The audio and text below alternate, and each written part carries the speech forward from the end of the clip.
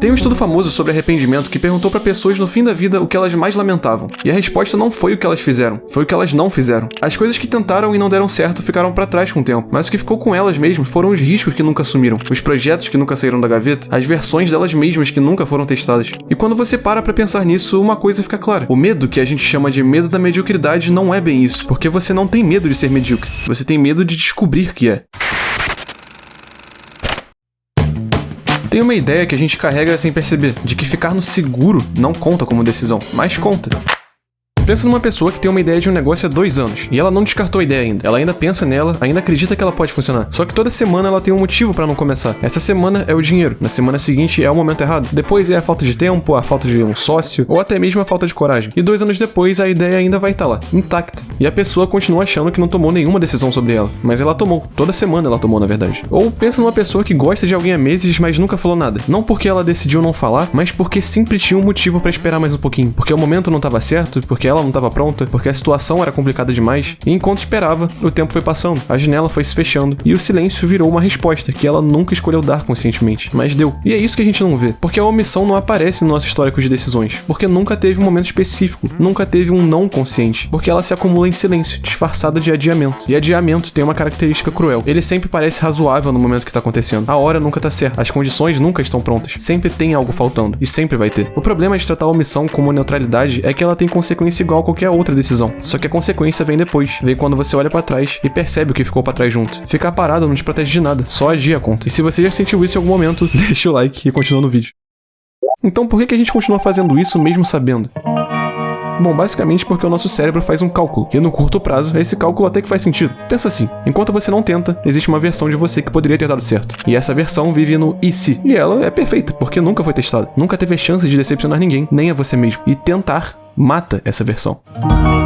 Tentar. O simples ato de tentar destrói a única versão de você que ainda tem tudo possível. Porque enquanto você não tenta, você ainda pode ser o músico que poderia ter feito sucesso, o empreendedor que poderia ter construído algo grande, a pessoa que poderia ter tido aquela conversa e mudado tudo. E essas versões existem e são reais o suficiente para te confortar à noite. E quando você tenta, elas morrem. Se você tenta e não dá certo, a versão perfeita some. O e se eu tivesse tentado vira eu tentei, mas não foi suficiente. E isso dói de um jeito diferente, mais difícil de ignorar. Então o cérebro protege você dessa versão não testada, mantém ela viva no seu imaginário e chama isso de timing errado, ou só de esperar o momento certo, e fica criando justificativas sofisticadas, e convence você de que a espera é inteligente. É basicamente a escolha de preservar uma ilusão, no lugar de construir qualquer coisa real. E o preço dessa escolha é exatamente o e se que você tem tanto medo de sentir lá na frente. Porque o arrependimento que você tem medo de sentir lá na frente, você já tá construindo ele agora. E isso não é força de expressão. Porque cada vez que você escolhe não tentar, você tá adicionando mais um tijolinho. De forma devagar, mas sem um momento claro de decisão. É só o acúmulo silencioso de coisas que ficaram pra depois e nunca saíram do depois. E aí uma semana vira um mês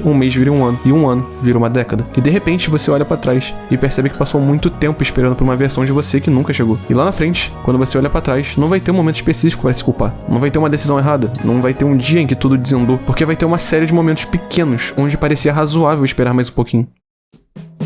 E isso é o que diferencia o arrependimento por omissão de qualquer outro tipo de arrependimento. Porque quando você tenta algo e não dá certo, dói. Mas tem uma história, pelo menos. Você sabe o que aconteceu, sabe onde errou, o que poderia ter feito diferente e o que aprendeu. E com o tempo você processa, você integra, você segue em frente até. E às vezes até encontrar algo valioso no caminho que nunca teria encontrado se tivesse dado certo de primeiro. Mas o arrependimento por omissão é diferente. Porque ele não tem história. Porque é só uma sombra do que poderia ter sido. E uma sombra não tem um tamanho fixo. Porque ela cresce no escuro. Porque você nunca vai saber o que estava do outro lado. Você nunca vai ter a resposta. E você vai carregar a pergunta pra sempre. Então a questão não é ter coragem suficiente nem acreditar em você mesmo. Nem nada do que você lê em posts motivacionais por aí. É entender que a omissão também tem um custo real, e que você tá pagando agora, todo dia, um pouquinho de cada vez. E eu não vou te dizer que você vai dar certo se tentar, porque talvez não dê. E provavelmente vai ser mais difícil do que você imaginou. Vai ter momentos em que você vai se perguntar por que começou. E algumas coisas que você tenta vão falhar. E algumas dessas falhas vão doer de verdade. Mas tem uma coisa que eu sei. A dúvida não some de nenhum dos dois jeitos. Se você tentar, vai ter dúvida. E se você não tentar, vai ter dúvida também. Porque a questão nunca foi eliminar a incerteza, mas escolher com qual tipo de incerteza você consegue viver. O e se eu tivesse tentado não tem resposta. E nunca vai ter. Você vai carregar ele sem nunca saber o que estava do outro lado. Mas o e se der certo, esse você pode responder. E talvez a resposta te surpreenda. Ou talvez não. Mas pelo menos é uma resposta. Pelo menos é real. E tem algo que ninguém fala sobre tentar e falhar. Que é que quando você falha, você mata aquela versão perfeita que tinha idealizado. Mas junto, para de carregar o peso dela. Então a pergunta não é se você tem coragem suficiente. A pergunta é, qual dúvida você prefere carregar daqui a 10 anos?